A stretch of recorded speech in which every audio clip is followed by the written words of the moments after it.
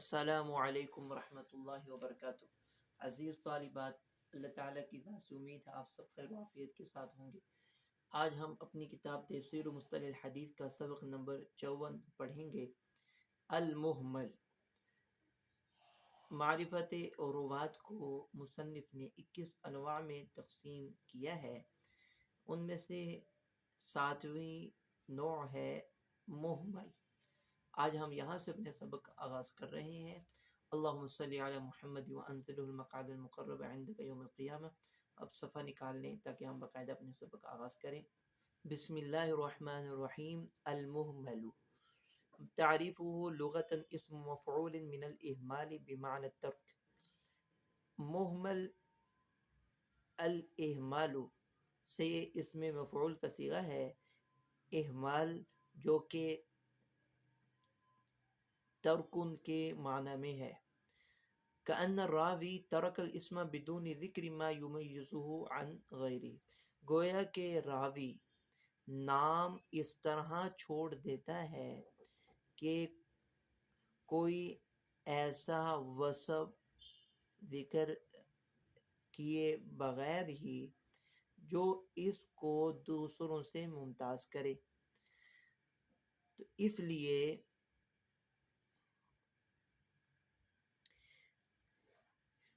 لیے اس کو مہمل کہا جاتا ہے۔ وجہ تسمیہ بھی بیان کرتی ہے۔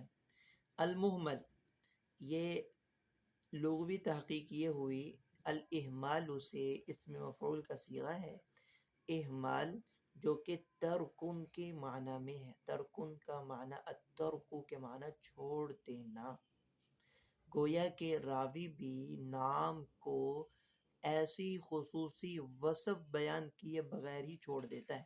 اصطلاحاً ان یروی الراوی عن شخصین متفقین فی الاسم فقط۔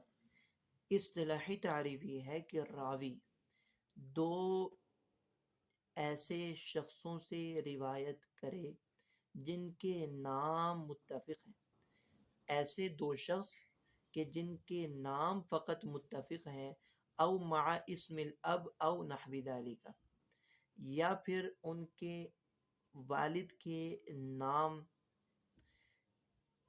کے ساتھ، ولم یتمیزا بما یخص کل واحد منہما، اور تمیز کرنے والی کوئی دلالت بھی نہیں ہوتی جو ایک کو خاص کر دے۔ راوی دو ایسے شخصوں سے روایت کرتا ہے کہ جن کے نام متفق ہوتے ہیں، اور کوئی ایسا ذکر بھی نہیں وہ کرتا کہ جس سے کوئی امتیاز ہو جائے دونوں میں سے ایک۔ متى یضر الاہمال، اب یہ اہمال کب نقصان دہ ہوتا ہے؟ ان کان احدہما ثقۃ والآخر ضعیفا، جب ان دونوں میں سے کوئی ایک ثقہ ہو اور دوسرا ضعیف ہو۔ لأنه لا ندری من الشخص المروی عنہ هنا فربما كان الضعیف منہما فیضاعف الحدیث، اس لیے کہ ہم اس مروی عنہ یعنی اس شیخ کو نہیں جانتے، اس کی شخصیت کو ہم نہیں جان رہے، بسا فربما كان الضعیف منہما فیضاعف الحدیث، بس ان میں سے کوئی ایک ضعیف ہے تو حدیث کو ضعیف قرار دیا جائے گا۔ تو اس لیے یہ اہمال اس وقت نقصان دہ ہوگا جب ایک ضعیف راوی ہو دوسرا ثقہ ہو، جب تک ان میں سے کسی ایک کے خصوصی وصف کو ذکر نہیں کیا جائے گا کہ وہ کون مراد ہے، تو اس میں پھر ہمیں حدیث کی صحت اور ضعف کی پہچان نہیں ہوگی۔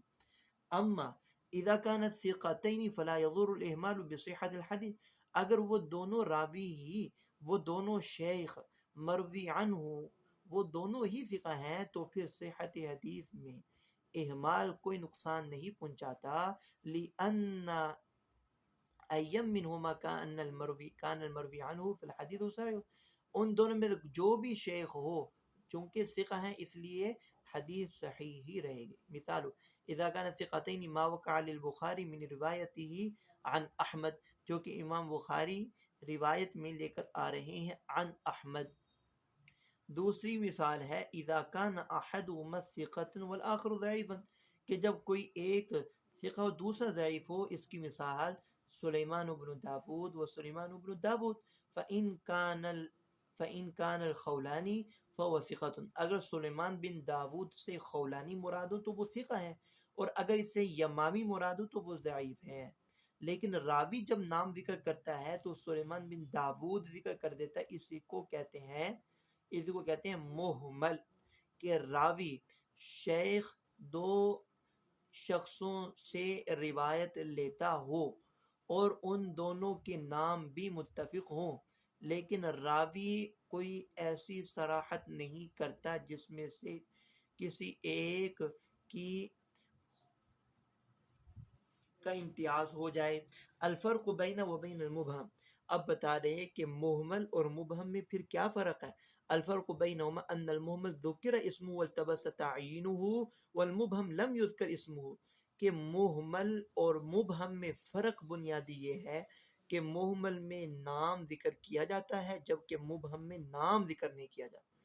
محمل میں نام تو ذکر کیا جاتا ہے لیکن تعیین میں التباس ہو جاتا ہے، یہ ہے یا یہ ہے، لیکن مبہم میں تو نام ہی ذکر نہیں کیا جاتا۔ اشہر المصنفات فی کتاب المکمل فی بیان المحمل للخطیب۔ معرفت المبہمات،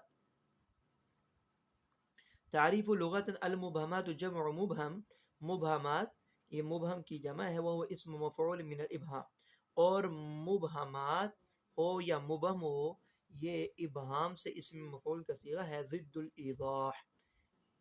تو مبہم یہ ابہام سے اسم مفعول کا صیغہ ہے، ابہام جو کہ ایضاح کی ضد۔ اصطلاحا ہوا ما ابہم اسمه فی المتن او الاسناد من الرواة او ممن له علاقۃ بالروایہ۔ فرما رہے ہیں کہ مبہم کی اصطلاحی تعریف یہ ہے کہ مبہم وہ راوی جس کا نام متن میں مبہم ہو، جس کا نام متن میں مبہم ہو یا سند میں، روات کے سلسلہ اسناد میں راوی کا نام وہ مبہم ہو یا متن میں نام مبہم ہو، یا اس کا تعلق روایت کے ساتھ ہو، جس شخص کا تعلق روایت کے ساتھ اس کا نام مبہم۔ من فوائد بحثہ، مبہمات کی بحث کا فائدہ کیا ہے۔ ان کان الابہام فی السند، اگر ابہام سند میں ہے، معرفت الراوی ان کان ثقۃ او ضعیفا للحکم علی الحدیث بالصحۃ او ضعف، کہ اس راوی کی معرفت، جو راوی مبہم ہے اس راوی کی معرفت، اگر وہ راوی ثقہ ہو یا ضعیف ہو تو پھر اس حدیث کی صحت اور ضعف پر فیصلہ کرنا آسان ہو جائے۔ تو راوی کی معرفت سے اس حدیث کی صحت اور ضعف پر حکم لگائیں گے۔ تو اس لیے اس کی معرفت کا فائدہ یہ ہے کہ حدیث کے ضعف یا حدیث کے صحت کا فیصلہ ہوتا ہے۔ ان کان فی المتن، اگر یہ ابہام، اگر یہ مبہم متن میں ہو، فلہ فوائد کثیرہ، تو پھر اس کی معرفت کے کئی فائدے ہیں۔ ابرزها معرفت صاحب القصہ او السائل، اس کا بڑا فائدہ وہ کہ صاحب قصہ اور سائل کی معرفت حاصل ہو جاتی ہے۔ حتی اذا کان فی الحدیث منقبۃ له عرفنا فضلہ، بس اوقات حدیث میں اسی سائل کی منقبت ہوتی ہے تو ہم اس کی فضیلت پہچان لیتے ہیں۔ وَإِنْ كَانَ عَكْسُ ذَلِكَ فَيَحْصُلُ بِمَعْرِفَتِ السَّلَامَةُ مِنَ الظَّنِّ بِغَيْرِهِ، اور اگر اس کے برعکس ہو تب بھی اس متن میں مبہم راوی کی معرفت سے حاصل ہو جاتی ہے دوسرے کے گمان سے محفوظ رہنا، دوسرے کے گمان سے سلامت اور حفاظت وہ ہو جاتی ہے۔ من افاضل الصحابہ، وَإِنْ كَانَ عَكْسُ ذَلِكَ فَيَحْصُلُ بِمَعْرِفَتِهِ السَّلَامَةُ مِنَ الظَّنِّ بِغَيْرِ مِنْ أَفَاضِلِ الصَّحَابَةِ، اور اگر منقبت فضیلت نہ ہو، اس کے برعکس ہو یعنی مذمت ہو، تو اس کی معرفت سے اس کے علاوہ دوسرے فضیلت والے صحابہ کے متعلق سوء ظن سے بچایا جائے گا۔ جی آگے ہے کیف یعرف المبہم، مبہم کی پہچان کا طریقہ، یعنی کہ مبہم کی کیسے ہمیں پہچان ہوگی اور اس کی معرفت کیسے ہوگی۔ یعرف بأحد امرین، دو امور میں سے کسی ایک امر کے ذریعے مبہم کی معرفت ہو سکتی ہے، بورودہ مسمى فی بعض الروایات الاخری، دوسری روایات میں اس کا نام ذکر ہو۔ دوسری صورت بتنصیص اہل السیر علی کثیر منہ، اہل سیر نص بیان کریں اور اس کی صراحت کر دیں۔ تو دو معرفت کے طریقے ہیں، مبہم کو ان دو طریقوں سے پہچانا جا سکتا ہے۔ اقسامہ، یقسم المبہم بحسب شدت الابہام وعدم شدتی الی اربعۃ اقسام، مبہم کو شدت ابہام اور عدم شدت ابہام کے اعتبار سے چار اقسام میں تقسیم کیا جاتا ہے۔ ابدأ باشدھا ابہام، میں پہلے اس قسم کو بیان کرتا ہوں جس میں شدت سے ابہام ہے۔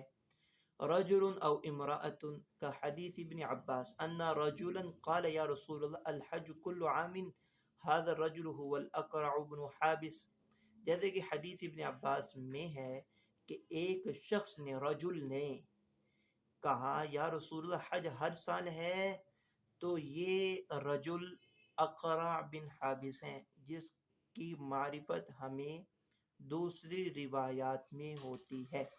الابن والبنت ويلحق به الاخ والاخت وابن الاخ وابن الاخت وبنت الاخ وبنت الاخت، اور یہ الفاظ ابن کے، بنت کے اور اسی کے ساتھ لاحق کر دیے گئے ہیں، اخن، اخت، ابن الاخ، ابن الاخت، بنت الاخ، بنت الاخت، جیسا کہ ان الفاظ میں سے ایک لفظ بنت کا حدیث ام عطیہ میں ہے، فی غسل بنت النبی صلی اللہ علیہ وسلم بماء وسدر، فی غسل بنت النبی صلی اللہ علیہ وسلم بماء وسدر، حدیث ام عطیہ میں آپ صلی اللہ علیہ وسلم کی بیٹی کے غسل میں لفظ آ رہے ہیں بنت النبی صلی اللہ علیہ وسلم، پانی اور بیری کے پتوں کے ساتھ آپ صلی اللہ علیہ وسلم کی بیٹی کو غسل دیا۔ یہ بنت سے مراد زینب رضی اللہ عنہ ہے۔ اور اسی طرح مبہم کی قسم العم والعمہ ویلحق بالخال والخالہ وابن او بنت العم والعمہ وابن او بنت الاخال والخالہ، عم اور عمہ کے الفاظ یعنی چچا، پھوپھی اور اس کے ساتھ لاحق کر دیے گئے ہیں، ماموں ہو گئی، خالہ، خالہ ہو گئے، اسی طرح ان کے بیٹے، کا حدیث رافع ابن خدیج عن امیہ فی النہی عن المخابرہ، جیسے کہ رافع بن خدیج کی روایت جو کہ اپنے چچا سے نقل کرتے ہیں مخابرہ کی نہیں کے متعلق جو روایت ہے۔ اب رافع بن خدیج کے چچا کا نام زہیر بن رافع ہے، اور اسی طرح کا حدیث عمتی جابر التی بکت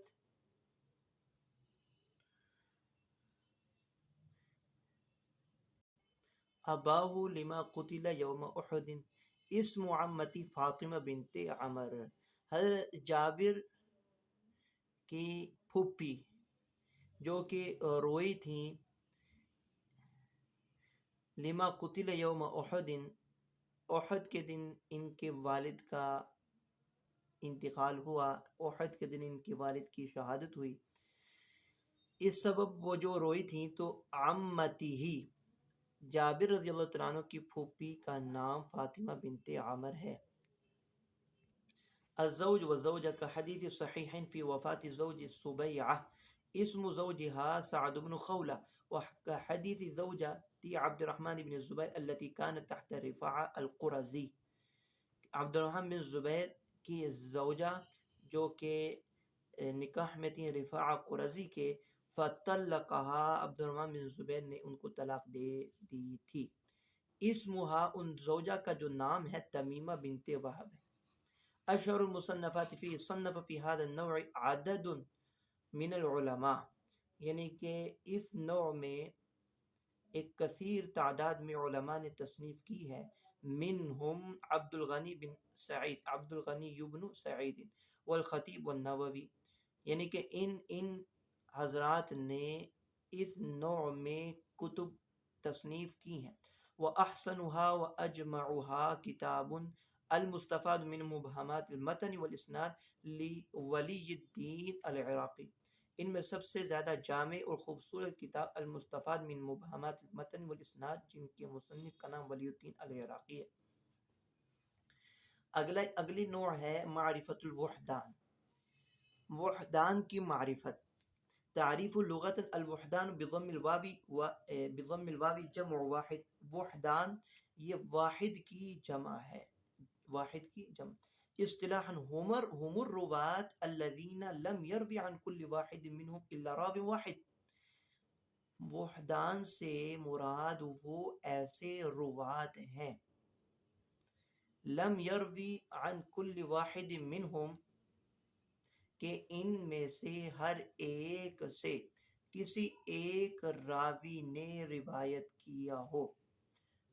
دوبارہ، وحدان وہ روات ہیں لم یروی عن کل واحد منہم الا راو واحد، کہ جن سے کسی ایک راوی نے ہی روایت لی ہو، جن سے کسی ایک راوی نے ہی روایت کی ہو. ایسے روات کو وحدان کہتے ہیں. فائدۃ معرفت مجہول العین، اس بحث کی معرفت کا فائدہ یہ ہے کہ مجہول العین کی معرفت ہو جائے. ورد روایتی اذا لم یکن صحابیا، اور جب وہ صحابی اگر نہ ہو تو اس کی حدیث اور روایت مردود ہے. امثلۃ، اس کی مثالیں: من الصحابۃ عروۃ بن مضرس لم یروی عنہ غیر الشعبی. صحابہ میں وحدان کی مثال ہمیں ملتی ہے، صحابی ہیں عروہ بن مضرس کہ جن سے شعبی کے علاوہ کسی اور راوی نے روایت کیا ہی نہیں، یعنی کہ ان سے روایت کرنے والے صرف ایک راوی شعبی ہیں، عروہ بن مضرس. دوسرا نام ہے والمسیب بن حزن لم یروی عنہ غیر ابنہ سعید. ان کے بیٹے سعید کے علاوہ کسی اور نے ان سے روایت نہیں کیا. من التابعین ابو العشراء لم یروی عنہ غیر حماد بن سلمہ، اور تابعین میں سے راوی کا نام ہے ابو العشراء کہ حماد بن سلمہ کے علاوہ کسی اور نے ان سے روایت کیا ہی نہیں ہے. یہ ہے وحدان. هل اخرج شیخان فی صحیحیہما عن الوحدان، کیا شیخین نے اپنی صحیح مسلم صحیح بخاری میں وحدان سے روایت لی ہے؟ ذکر الحاکم فی المدخل ان الشیخین لم یخرجا من روایت هذا النوع شیئا، کہ شیخین نے اس نوع کی روایت کچھ بھی نہیں ذکر کی ہیں. یہ حاکم نے ذکر کیا مدخل میں. لیکن جمہور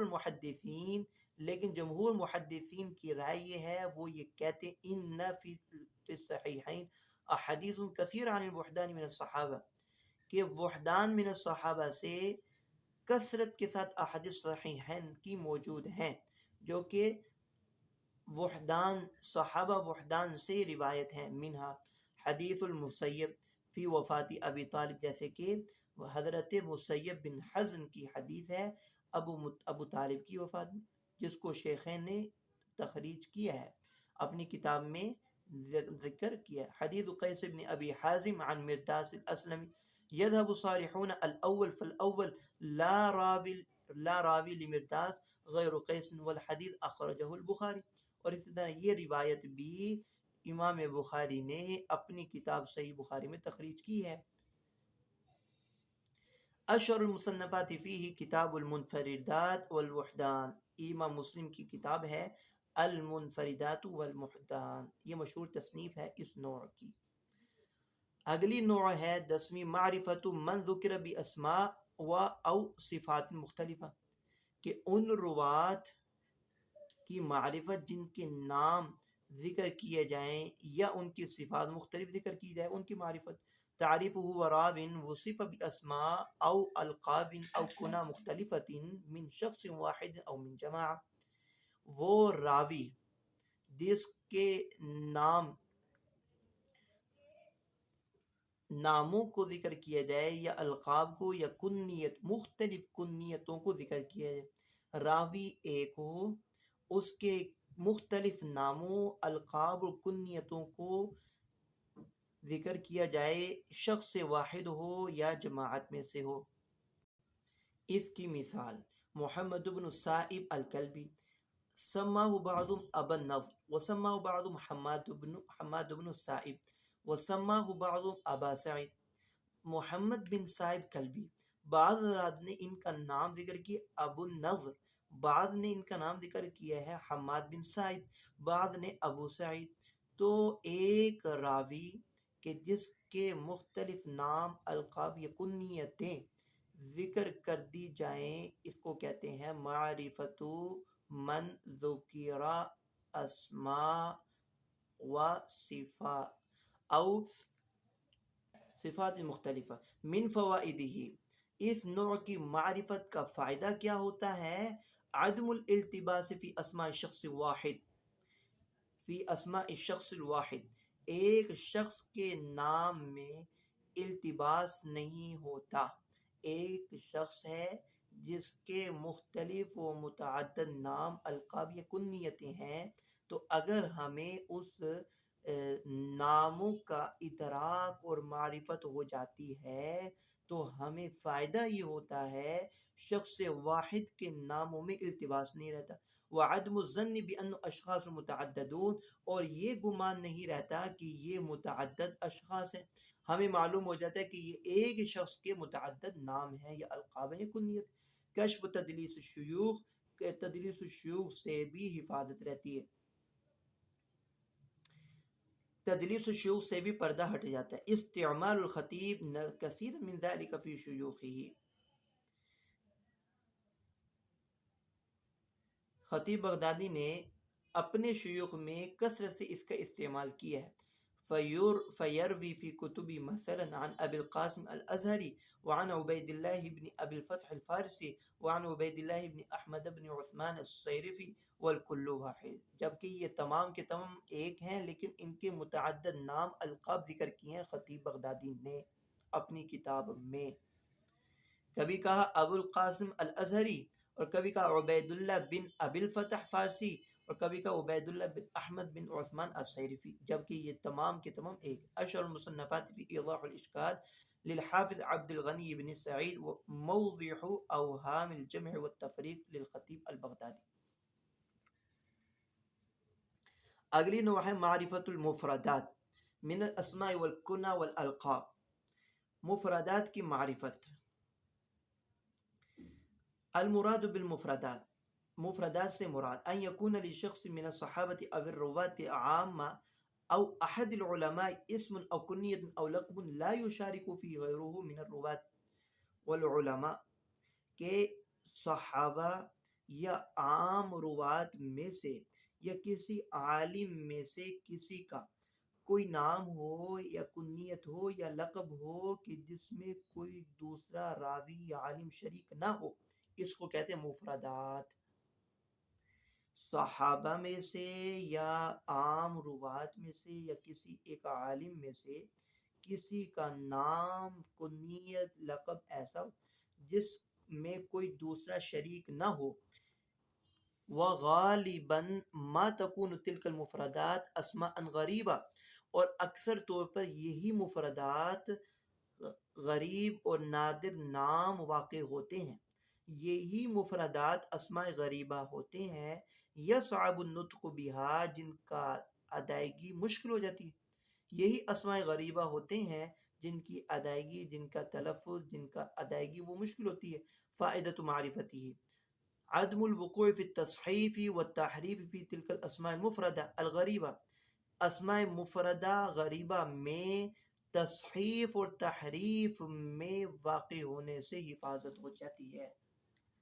تو اس کی معرفت کا فائدہ یہ ہوتا ہے تصحیف اور تحریف سے حفاظت ہو جاتی ہے، تصحیف اور تحریف میں واقع ہونے سے حفاظت ہو جاتی ہے، اسماء غریبہ مفردہ میں، اسماء غریبہ مفردہ میں تصحیف اور تحریف میں واقع نہیں ہوتے۔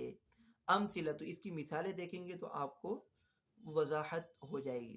الاسماء، ناموں میں دیکھیں، من الصحابت اجمد بن عجیان کا سفیان، عجیان بروزن سفیان، او کا علیان و سندر بوزن جعفر۔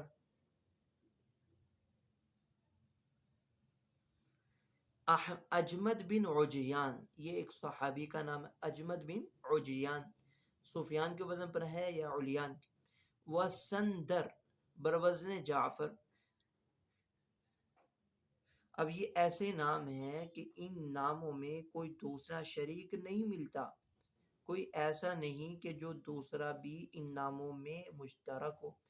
اجمد بن عجیان اور اسنا سندر بروزن جعفر، من غیر صحابہ، اوسط بن عامر، ذریب بن نقیر بن سمیر، یہ نام اوسط اور ذریب۔ الکنا، کنیت، من الصحابت ابو الحمراء مولا رسول اللہ صلی اللہ علیہ وسلم و اسمہ ہلال بن الحارث۔ ابو الحمراء آپ صلی اللہ علیہ وسلم کے آزاد کردہ غلام ہیں جن کا اصل نام ہلال بن حارث ہے۔ من غیر الصحابت ابو العبیدین اسم معاویہ بن صبرہ، ان کا اصل نام معاویہ بن صبرہ جبکہ ان کی کنیت ابو العبیدین ہے۔ الالقاب، ایسے ہی القاب دیکھیں، من الصحابت سفینہ مولا رسول اللہ صلی اللہ علیہ وسلم و اسم مہران، کہ ان کا اصل نام مہران۔ من غیر صحابت مندل و اسمہ عمر بن علی الغزی الکوفی۔ اشہر المصنفات فیہ افرد بالتصنیف الحافظ احمد بن ہارون البردیجی۔ حافظ احمد بن ہارون البدیجی نے مستقل علیحدہ تصنیف کی ہے فی کتاب سماہ الاسماء المفردہ، جس کا نام رکھا الاسماء المفردہ۔ ویوجد فی اواخر الکتب المصنفہ فی تراجم الرواة کثیر منہ، جبکہ تراجم روات میں کتب مصنفہ کے اواخر میں کثرت کے ساتھ موجود ہیں، کا کتاب تقریب التہذیب، ابن حجر کی کتاب ہے جیسے کہ۔ اگلی نوع ہے معرفت اسماء من اشتہروا بکناہم، ایسے روات کے نام کی معرفت جن کی جو کنیتوں سے مشہور ہیں۔ معرفت اسماء من اشتہروا بکناہم۔ المراد بهذا البحث، المراد بهذا البحث ان نفتش عن اسماء من اشتہروا بکناہم۔ اس بحث سے مراد یہ ہے کہ ایسے رواد کے نام کی تفتیش کریں جو کنیتوں سے مشہور ہیں، حتی نعرف الاسم غیر المشہور لکل منہم، یہاں تک کہ ہمیں ان کا غیر مشہور نام معلوم ہو جائے۔ من فوائد، اس بحث کے فوائد، وفائدۃ معرفت هذا البحث، اس بحث کی معرفت کا فائدہ ہوا اللہ یظن الشخص الواحد اثنین، شخص واحد کو دو خیال نہ کیا جائے، اذ ربما یذکر هو الشخص مرہ باسم غیر المشہور، بسا اوقات اسی شخص کو ذکر کیا جاتا ہے غیر مشہور نام کے ساتھ ذکر کیا جاتا ہے، ومرۃ بکنیتہ التی اشتہر بہ، اور بسا اوقات اسی شخص کو اس کی مشہور کنیت کے ساتھ ذکر کر دیا۔ اب شخص تو ایک ہے لیکن ایک مرتبہ اس کی مشہور کنیت سے ذکر کیا اور دوسری مرتبہ غیر مشہور نام سے ذکر کر دیا۔ فَيَشْتَبِهُ الْأَمْرُ عَلَى مَنْ لَا مَعْرِفَةَ لَهُ بِذَلِكَ، پس یہ معاملہ مشتبہ ہو جاتا اس شخص پر جو اس بحث کی معرفت نہیں رکھتا۔ فَيَظُنُّ شخصین، پس وہ ان کو دو شمار کرتا ہے جبکہ وہ ایک ہی شخص ہے۔ طریقۃ التصنیف فیہ، اس میں تصنیف کا طریقہ، المصنف فی الکنہ یبوب تصنیفہ علی ترتیب حروف المعجم فی الکنہ، کنیتوں میں تصنیف کرنے والا وہ تصنیف کو باب کی شکل دیتا ہے حروف ہجا کی ترتیب پر۔ کنیتوں میں حروف ہجا کی ترتیب پر وہ تصنیف کو باب کی شکل دیتا ہے۔ مثلا ثم یذکر اسماء اصحابہا، پھر وہ اصحاب کے نام ذکر کر دیتا ہے۔ مثال اس کی ہے، یذکر فی باب الحمزہ، باب حمزہ میں وہ ذکر کرتا ہے ابا اسحاق، مثال کے طور پر وہ ابا اسحاق ذکر کرتا ہے۔ وَيَذْكُرُ اسْمَهُ، اور ساتھ اس کا نام بھی ذکر کر دے گا۔ وفی باب البا، اور با کے باب میں وہ ابا بشر ذکر کرتا ہے اور ساتھ اس کا نام بھی ذکر کر دے گا۔ اس طرح وہ مبوب رکھے گا کتاب کو، تصنیف کو۔ اقسام اصحاب الکنہ وامثلتها، کنیت والوں کی اقسام اور ان کی مثالیں۔ من اسمہ کنیتہ، جس کا نام ہی اس کی کنیت ہو۔ ولا اسم لہ غیرہا، پہلی قسم ہے اصحاب الکنہ کی کہ جس کا نام ہی اس کی کنیت ہو اور اس کے علاوہ اس کا کوئی نام نہ ہو، کا ابی بلال الاشعری، جیسے کہ ابو بلال اشعری ہیں۔ اسمہ و کنیت واحد، ان کا نام اور کنیت ایک ہے۔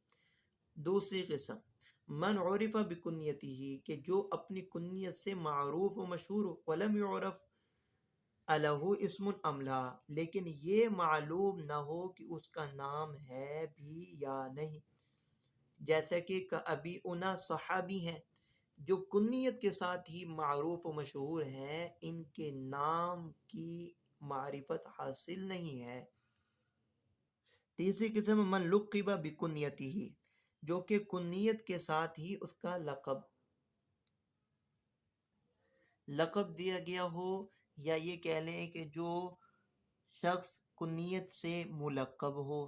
وَلَوْ اسْمٌ وَلَهُ كُنْيَةٌ، جب کہ اس کا نام بھی ہو اور اس کی کنیت اور بھی موجود ہو، اس کے علاوہ بھی اس کی کنیت اور موجود ہو، لیکن وہ کنیت کے ساتھ اس کو مخاطب کیا گیا ہو، لقب دیا گیا ہو، کہ ابی تراب وهو لقب لعلی بن ابی طالب وکنیت ابو الحسن، جیسا کہ یہ ابو تراب حضرت علی کا لقب ہے جبکہ ان کی کنیت ہے وہ ابو الحسن۔ من لو کنیتان او اکثر، چوتھی قسم ہے کہ جس ایسے اصحاب الکنہ کی جس کی دو کنیتیں ہیں یا اس سے زیادہ، کہ ابن جریج یکنا ابی الولید و ابی خالد، ان کی دو کنیتیں ہیں، ابن جریج، ابی الولید اور ابو خالد۔ من اختلف فی کنیتی، جس کی کنیت کے بارے میں اختلاف ہو، جیسا کہ اسامہ بن زید، قیل ابو محمد وقیل ابو عبداللہ وقیل ابو خارجہ، بعد نے کہا ابو محمد، بعد نے ابو خارجہ، بعد نے ابو عبداللہ کا۔ من عرفت کنیتہ واختلف فی اسمہ، چھٹی قسم ہے کہ جس کی کنیت و معروف و مشہور ہو لیکن نام میں اختلاف ہو، جیسے کہ ابو ہریرہ، اختلف فی اسمہ و اسم ابی علی 30 قولا اشہرها انہ عبد الرحمن بن صخر، سب سے مشہور قول یہ ہے کہ ان ابو ہریرہ کا اصل نام عبد الرحمن بن صخر ہے۔ من اختلف فی اسم و کنیتی، ساتویں قسم ہے کہ جن کے نام اور کنیت کے بارے میں اختلاف ہو، جیسے کہ سفینہ، قیل اسمہ عمیر وقیل صالح، بعد نے کہا ہے کہ عمیر ہے، بعد نے کہا صالح، وقیل مہران، اور بعد نے کہا مہران، جبکہ ان کی کنیت میں بھی اختلاف ہے۔ سفینہ کی کنیت بعد کہتے ہیں ابو عبد الرحمن، بعد کہتے ہیں ابو البختری۔ آٹھویں قسم، من عرف باسمہ و کنیتہ واشتہر بہما معا، کہ جو ایسا راوی ہو جو نام اور کنیت کے ساتھ معروف و مشہور ہو، دونوں کے ساتھ ہی معروف و مشہور ہو، یعنی کہ دونوں اس کی نام اور کنیت دونوں مشہور ہو، کا ابا عبداللہ سفیان الثوری و مالک و محمد ابن ادریس الشافعی، کا ابا عبداللہ۔ احمد بن حنبل وکأبی حنیفہ النعمان بن ثابت.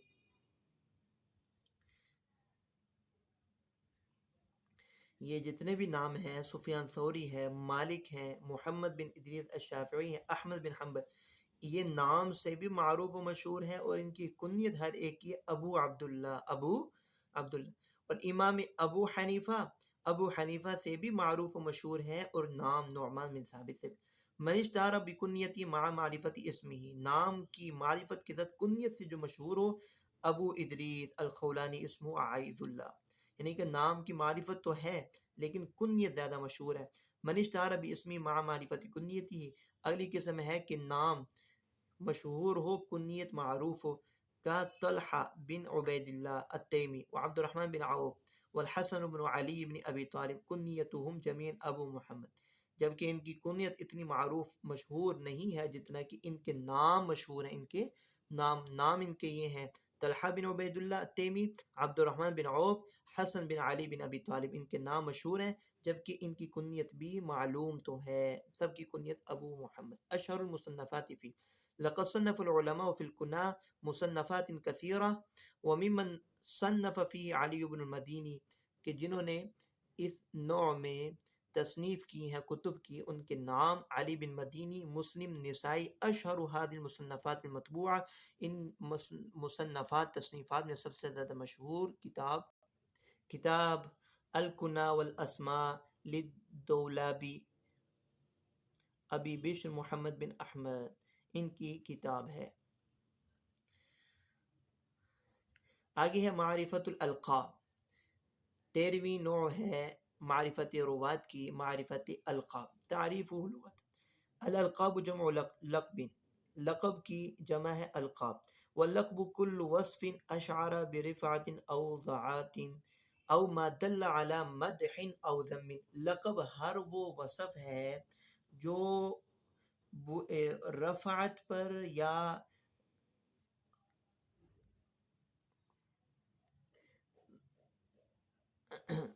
ہر وہ وصف اشعر برفعت او ضعت،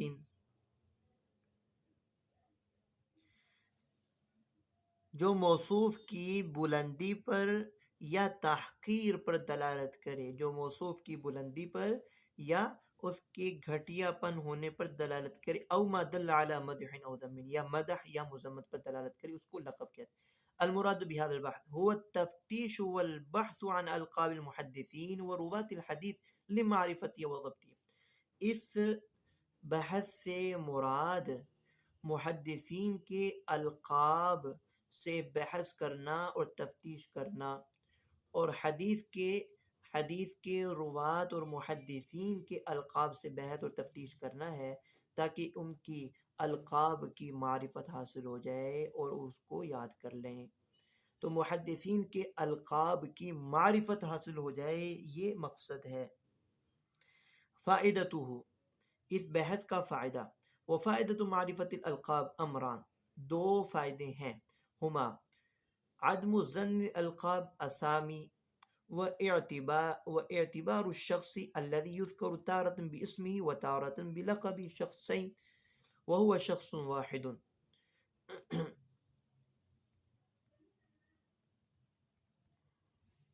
اس کا فائدہ، پہلا فائدہ یہ ذکر کیا، لقبوں کو نام گمان نہیں کیا جا سکتا.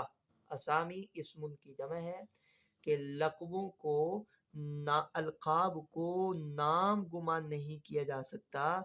اعتبار الشخص الذي يذكر تارة باسمه، ایک راوی جو ایک مرتبہ نام سے ذکر کیا جاتا ہے اور دوسری مرتبہ لقب سے، تو اسے ایک کی بجائے دو شمار نہیں کیا جا سکتا. تو اس کو ایک کی بجائے دو شمار نہیں کیا جا سکتا. معرفت السبب الذي من اجله لقب هذا الراوي بذلك السبب بذلك اللقب، کہ اس سبب کی معرفت حاصل ہو جائے کہ جس کی وجہ سے اس راوی کو یہ لقب دیا گیا، تو لقب کی حقیقت کی وضاحت ہو جاتی ہے. فیعرف عندئذ المراد الحقیقی من اللقب الذي يخالف في كثير من الاحيان معناه الظاہر، جس سے کبھی ظاہری معنی سے دھوکہ نہیں کھایا جا سکتا.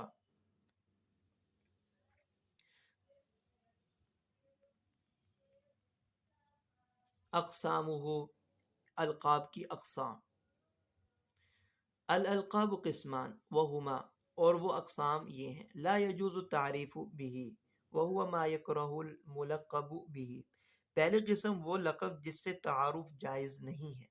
لا يجوز التعریف به، پہلی قسم وہ لقب جس سے تعارف جائز نہیں. وهو ما يكرهه الملقب به، یعنی وہ لقب ہے جن میں صاحب لقب ناپسند کرتے ہیں. ما یکرہہ الملقب به، وہ لقب جس کو صاحب لقب ناپسند کرتے ہیں. یجوز التعریف به، دوسری قسم وہ لقب جس سے تعارف جائز ہے. وہو ما لا یکرہ الملقب به، جس لقب کو صاحب لقب پسند کرتے ہیں ناپسند نہیں کرتے. امثلتہ، اس کی مثالیں دیکھیں. الضال،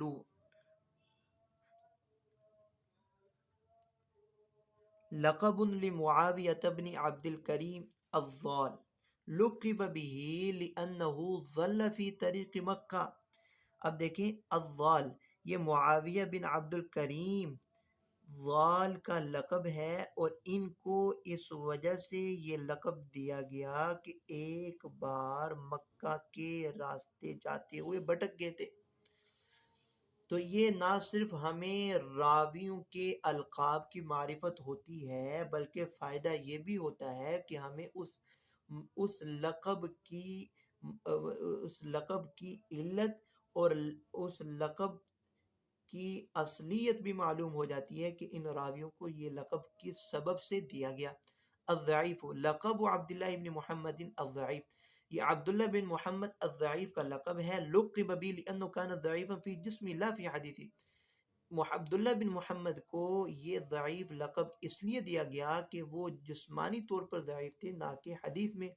قال عبد الغنی ابن سعید رجلان جلیان لزمہما لقبان قبیحان الضال والضعیف. جی عبد الغنی بن سعید کہتے ہیں دو جلیل القدر حضرات کے ساتھ نامناسب لقب یعنی ضال اور ضعیف چپک گئے ہیں. رجلان جلیلان، یہ دو جلیل القدر شخص ہیں. لزمہما لقبان قبیحان، دو قبیح لقب ان کو چمٹ گئے ہیں، دو قبیل الضال اور الضعیف. اگلا لقب ہے غندر، معناہ المشغب فی لغت اہل الحجاز، اس لفظ کا معنی اہل حجاز کے ہاں مشغب، شور مچانے والا. وہو لقب محمد بن جعفر البصری صاحب الشغبہ، اور یہ غندر محمد بن جعفر بصری جو کہ شعبہ کے ساتھی ہیں، صاحب شعبہ، ان کا لقب ہے غندر. محمد بن جعفر بصری ان کا لقب ہے غندر. وسبب تلقیبه بهذا اللقب ان ابن جریج قدم البصرة فحدث بحديث عن الحسن البصري فأنكروه عليه وشغبوه، وأكثر محمد بن جعفر من الشغب عليه فقال له اسكت يا غندر. اس لقب دینے کا سبب یہ ہے کہ ایک مرتبہ ابن جریج بصرہ آئے اور انہوں نے حسن بصری کے طریق سے حدیث بیان کی. فَأَنْكَرُوهُ عَلَيْهِ وَشَغَّبُوهُ، لوگوں نے ان کا انکار کیا اور انہوں نے شور شرابہ شروع کر دیا.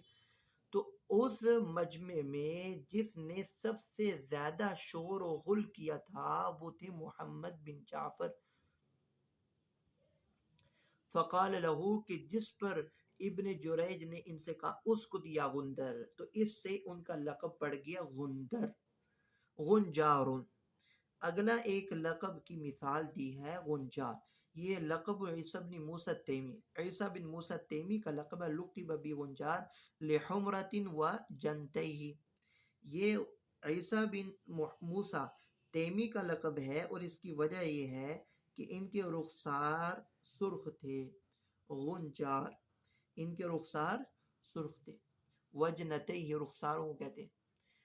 آگے ہے صاعقہ، لقب محمد بن ابراہیم الحافظ، محمد بن ابراہیم الحافظ کا لقب ہے. روی عنہ روا عنہ البخاری، جس سے امام بخاری نے بھی روایت کی ہے. وَلُقِّبَ بِذَلِكَ لِحِفْظِهِ وَشِدَّةِ مُذَاكَرَتِهِ، اور محمد بن ابراہیم کا لقب صاعقہ اس لیے ہے کہ لحفظہ ان کی حافظہ کے سبب، اور شدت مذاکرہ یعنی کثرت سے احادیث کو دہراتے، آپس میں ایک دوسرے کو سناتے۔ مشکدانہ، مشکدانہ لقب عبداللہ بن عمر الاموی، عبداللہ بن عمر الاموی کا لقب ہے مشکدانہ، معناہ بالفارسی حبۃ المسک او وعاء المسک، اس کا فارسی زبان میں معنی یہ ہے کستوری کا ٹکڑا یا کستوری کا برتن۔ مطین لقب ابی جعفر الحضرمی، ان کا لقب ہے مطین، ولقب به لأنه كان وهو صغير يلعب مع الصبيان في الماء فيطينون ظهره، فقال ابو نعيم يا مطین لم لا تحضر مجلس العام، ان کا یہ لقب مطین اس لیے پڑ گیا کہ یہ بچے تھے، بچوں کے ساتھ پانی میں کھیل رہے تھے، اور وہ اس کی پیٹھ پر یُطَیِّنُونَ ظَہْرَہُ، اور بچے جو تھے وہ ان کی پیٹھ پر مٹی لیپ رہے تھے، مٹی لیپ رہے تھے۔ تو ابو نعیم نے یہ دیکھ کر فرمایا یا مطین، اے کیچڑ میں لتھڑے ہوئے مجلس عام میں حاضر کیوں نہیں ہوتے؟ مطین کہتے ہیں کیچڑ میں لتھڑے ہوئے۔ اشہر المصنفات فی، اس حوالے سے مشہور القاب کے حوالے سے مشہور تصنیفات، صنف فی هذا النوع جماعت من العلماء المتقدمین والمتأخرین، متقدمین علماء اور متأخرین علماء کی ایک جماعت نے اس نوع کی تصنیف کی ہے۔ وأحسن هذه الكتب وأحضرها وأقصرها کتاب نزهة الألباب، ان میں سب سے مختصر و خوبصورت کتاب القاب کی معرفت میں وہ کتاب کا نام ہے نزهة الألباب، حافظ ابن حجر عسقلانی کی کتاب ہے۔ یہاں تک آج ہمارا سبق مکمل ہوا۔ وآخر دعوانا الحمد للہ رب العالمین۔ السلام علیکم ورحمۃ اللہ وبرکاتہ۔ آخری بات جو ہم نے پڑھی ہے وہ ہے معرفت الالقاب، القاب کی معرفت۔ ہم نے اس کی تعریف لغہ بھی دیکھی، پھر ہم نے اس کے فوائد دیکھے، اور پھر ہم نے اس کی القاب کی اقسام دیکھی۔ القاب کی دو اقسام ہیں، بعض وہ کہ جن سے تعارف جائز نہیں، بعض وہ جن سے تعارف جائز ہے۔ پھر ہم نے اس کی امثلت دیکھ کر ہم نے اس کو سمجھ لیا۔ السلام علیکم ورحمۃ اللہ وبرکاتہ۔